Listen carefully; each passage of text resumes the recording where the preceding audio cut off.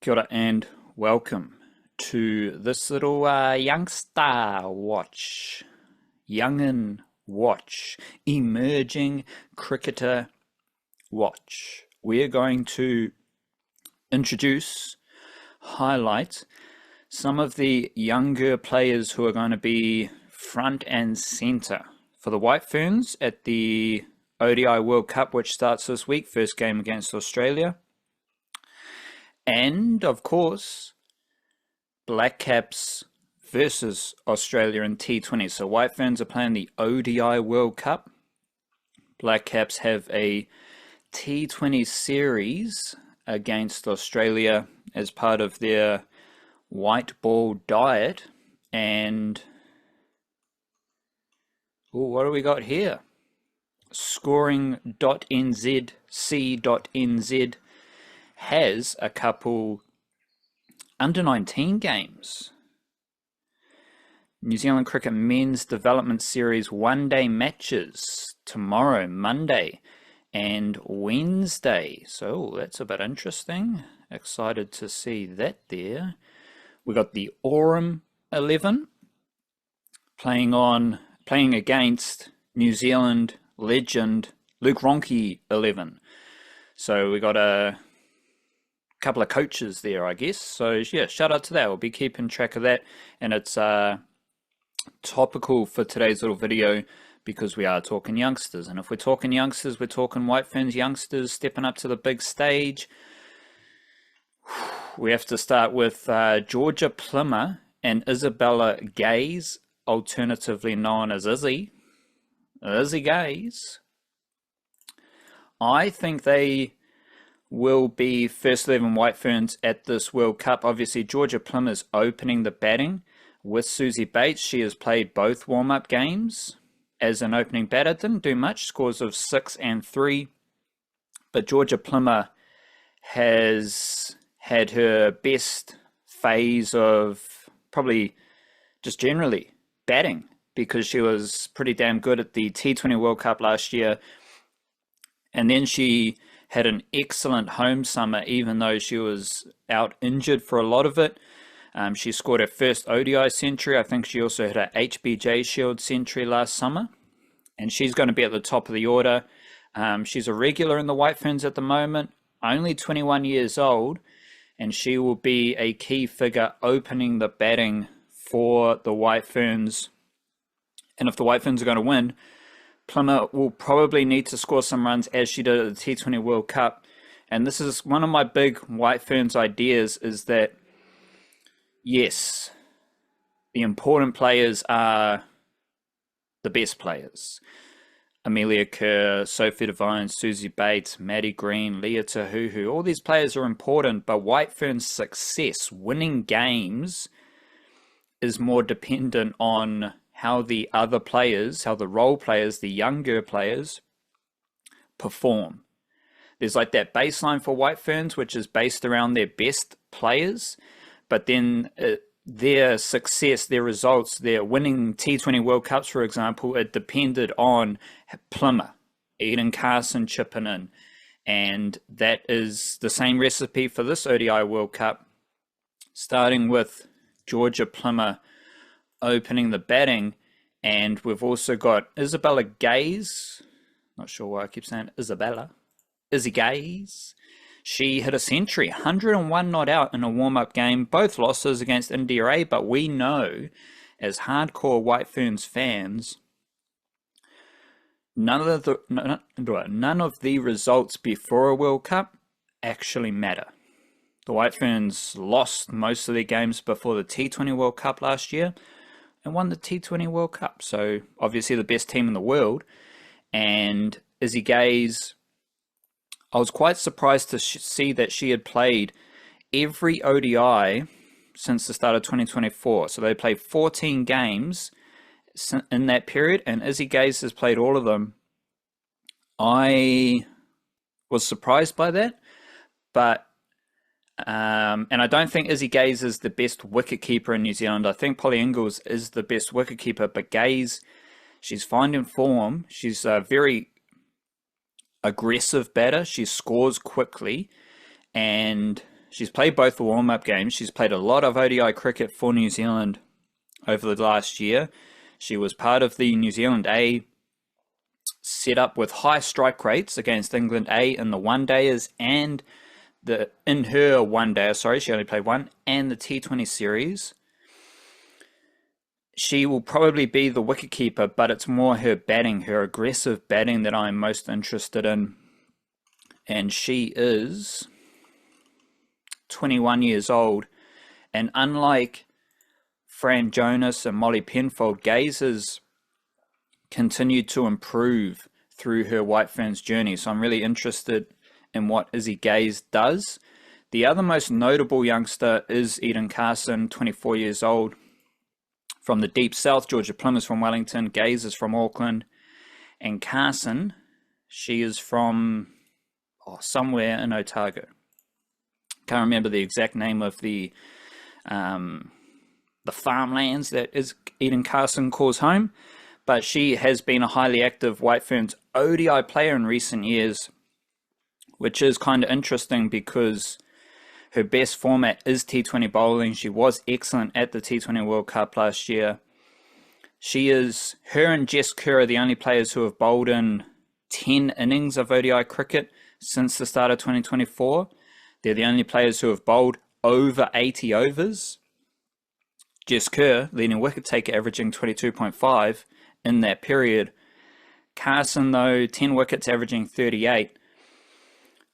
Carson, I think, will be the next spinner behind Amelia Kerr. So I think Plimmer, Gaze, and Carson, to me, they seem like they're first 11 talents who will play most games at this World Cup. And I'm curious about Eden Carson because I don't know if she has really dominated her ODI opportunities just yet. And if we look in her form, in her last 9 innings of bowling, she's got wickets in 2 of them. So she's got no wickets in 7 innings of her last 9 innings, most of which stretches back to last summer. Hasn't played a lot of cricket since the end of the Kiwi summer. But like Plimmer, Eden Carson was awesome at the T20 World Cup.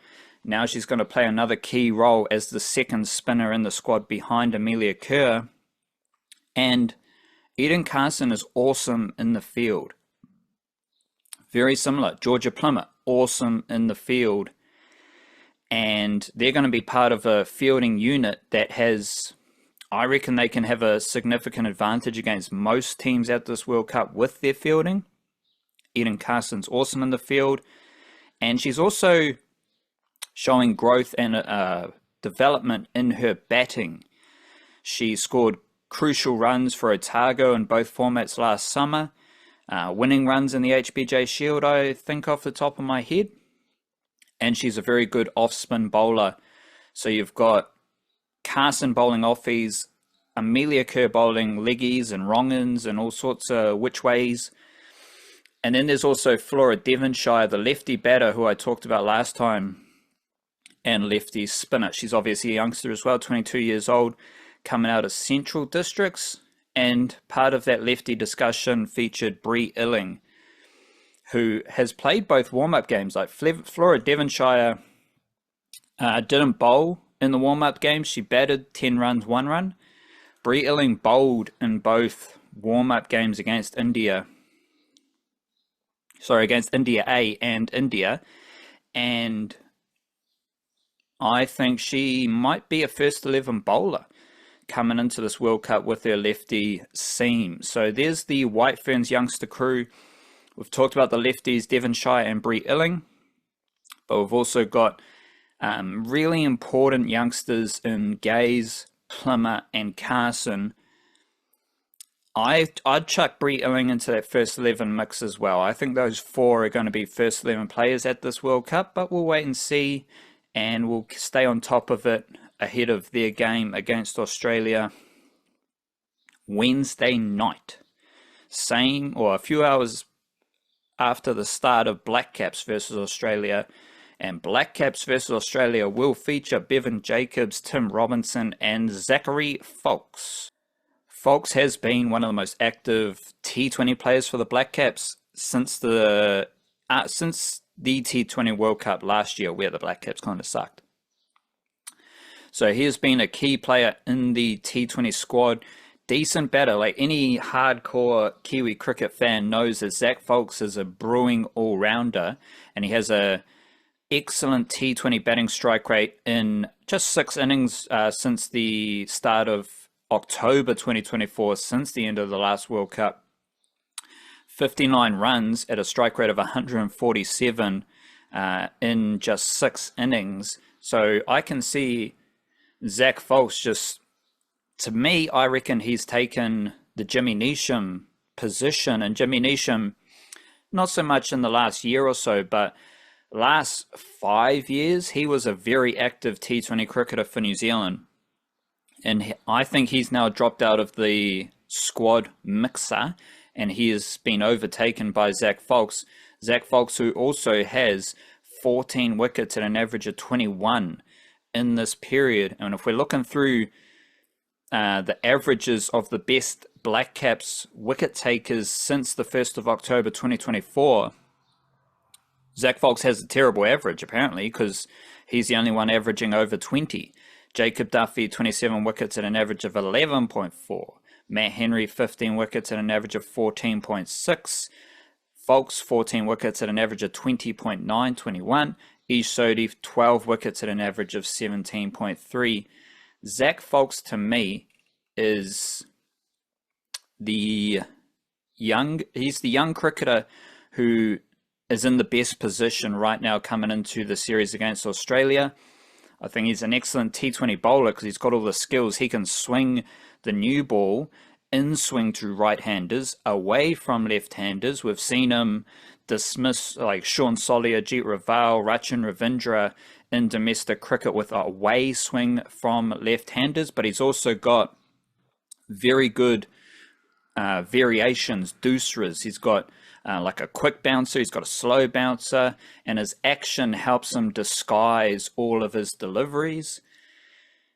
Korea, T20 bowling average of 21.4, T20 international bowling average of 24.4, and if you care about the T20 leagues, Zak Foulkes has now already played 2 seasons of T20 Blast, greatest T20 competition in England, 2 different teams, Durham and Warwickshire, and he's got 8 wickets in both of those seasons. So he's gathering his T20 experience, and if you weren't paying attention, his batting was also on show in South Africa with New Zealand A. One-day series, he had scores of 74 and 52 batting down the order to save those innings, and of course he took 9 wickets on Test debut. The weird thing about Zak Foulkes is like his style of bowling can be smashed around. Just the like his whippy nature that he bowls with does seem like it can be scored off rather easily, because he's not bowling fast. He's bowling early 130s, but it's his action, it's his style of bowling that can deceive batters, especially when he does turn it up a notch. He might bowl like a 135k per hour bouncer that just looks and feels much faster. None of which I think Australia's going to be too worried about. So I'm curious how Zak Foulkes performs against Australia, not only with the ball. I will be interested, obviously, what he does with the ball, because he is one of our best T20 bowlers right now, and that goes for the whole seam attack, because Duffy, Henry, Foulkes, Ben Sears and Kyle Jamieson all have something to offer, but Duffy and Henry especially have been world-class in T20 bowling. They just haven't had that challenge of bowling against Australia, and neither is Zak Foulkes yet, so I'm curious what he does with the ball, but also with the bat. He will score important runs down the order. He doesn't have the same power as some of the other batters, but he's going to be dinking it behind him. He's going to be scooping it. He's going to be ramping it, and he can smash boundaries in conventional fashion as well. So watch out for Zak Foulkes. And he may form a middle order that features two other youngsters, for anyone who cares. Zak Foulkes is currently 23 years old. He's already played 13 T20s for New Zealand. And then we've got all these dudes are 23 actually. Tim Robinson, 23, Bevon Jacobs, 23. And I'm curious, like, I think it's harder for these batters to get game time because the batting unit is very settled. So settled that Kane Williamson is not in my first 11 mixer for Blackcaps T20 cricket. The main dude who should be a first 11 player, but he isn't in the squad, out injured at the moment, or two dudes, Finn Allen and Glenn Phillips. So that presents opportunities to Tim Robinson and Bevon Jacobs. Everyone knows Bevon Jacobs by now. And he comes into the series without much form. 3 ducks in a row for New Zealand A before a 51, in which he did flash his ability. And Bevon Jacobs didn't play the IPL, so you know Bevon Jacobs because he got that IPL contract. You might not know that he didn't actually play any IPL, and his T20 league stuff, Caribbean Premier League, averaging 11.6, strike rate of 90. IL T20, waste of time T20 competition, averaging 13, strike rate of 96. Shout out to Cricinfo because, like the rest of the world, they just pretend like the Super Smash doesn't exist. They pretend like the Super Smash is not the greatest T20 competition in the world, so they don't list Super Smash T20 stats in the same section as every other T20 competition. Like Super Smash is way better than IL T20 for crikey jacks, but we got IL T20 stats. Got no time for Super Smash disrespect at all. And Bevon Jacobs earned other opportunities starting with Super Smash. He was playing Super Smash for Canterbury, showing his power before moving to Auckland, before getting the opportunities that came his way. So all this stuff starts in Super Smash. So let's show it some respect as the greatest T20 competition in the world. Also, the perfect T20 competition for New Zealand. How about that? Bevon Jacobs, you will see Bevon Jacobs hit some of the craziest boundaries you've ever seen against Australia, hopefully. He might get 3 ducks in a row. Who knows? Because he did that for New Zealand Day, returning to his homeland in South Africa. But if you see Bevon Jacobs hit boundaries, they will be bonkers. I'm talking back foot punches for 6. We're talking lofted on drives that look straight out of a textbook. He smashes the ball with ease, with class, and he's also a very good all-format batter. First season of Plunkett Shield, averaging 52. I think that also includes his NZA knock, so it's just first class in general. But Bevon Jacobs in T20 cricket coming up against Australia, very curious about what that looks like for him. First of all, how many games does he play? Second of all, like what does Australia, what research has Australia done about Bevon Jacobs as far as identifying weaknesses or limiting how effective he can be? And what's this journey? Because it's almost a year since Bevon Jacobs got that IPL contract. What has Bevon Jacobs learned in that period? What does his development look like? Because he played all formats for Auckland last summer, and to be honest, he was awesome in all formats last summer. Then he went on the T20 circuit, didn't do as well, and then he had 3 ducks in a row with a 50 for New Zealand Day in South Africa. So it's a bit wishy-washy, it's a bit all over the place, and now he has to step up against Australia at Bay Oval. Similar story, just slightly different for Tim Robinson coming out of Wellington. For those who don't know, Bevon Jacobs is from the Auckland region, but he moved down to Canterbury and started his career with Canterbury before returning to Auckland. And there was a time there, Super Smash, Zak Foulkes, Bevon Jacobs, Mitch Hay, Matt Boyle, all those dudes were in the same Super Smash team, which was a really fun. I think that was 2023, 2024. Back to Tim Robinson. Tim Robinson's already played 3 ODIs. He's already played 12 T20 internationals, got a very good T20 international record, averaging 27.8, strike rate of 130.5. But I don't feel like Kiwi cricket fans and definitely international cricket fans know a lot about Tim Robinson, even though he's played 15 internationals for New Zealand. He didn't play for New Zealand A this year, and instead he spent most of the winter playing in England for Northamptonshire. First game of county cricket, he's bowling an over. That was crazy. Don't think he bowled an over after his first game of county championship cricket with Northants. I did bowl a couple overs, funnily enough, at the rugby ground to start the one-day cup. Let's just check in there. What did he do? 1 over at 18 RPO. Sounds about right. For some reason, Tim Robinson was bowling in England, so great development checkpoint for him. But he spent most of the winter in England playing all formats for Northants and grinding through the crazy England cricket schedule. Like, if we're comparing England to New Zealand, the New Zealand cricket schedule is way more relaxed, way more chill, way more sensible than whatever's England is doing.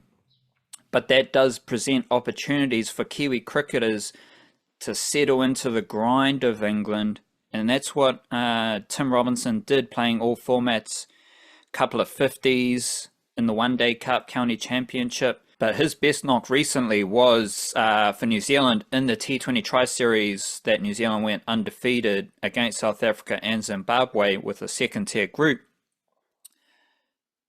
75 not out, batting alongside Bevon Jacobs, and like Tim Robinson was hitting crazy boundaries just like Bevon Jacobs. There was one like a 6 over point.